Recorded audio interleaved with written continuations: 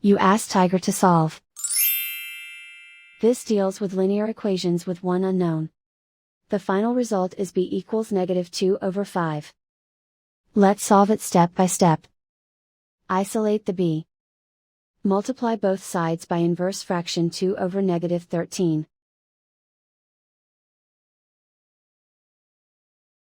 Move the negative sign from the denominator to the numerator. Group like terms. Multiply the coefficients. Simplify the arithmetic.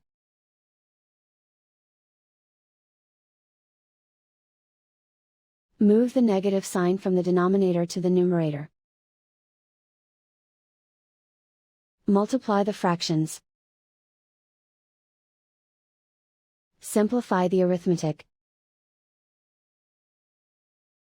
And so the final result is b equals -2/5.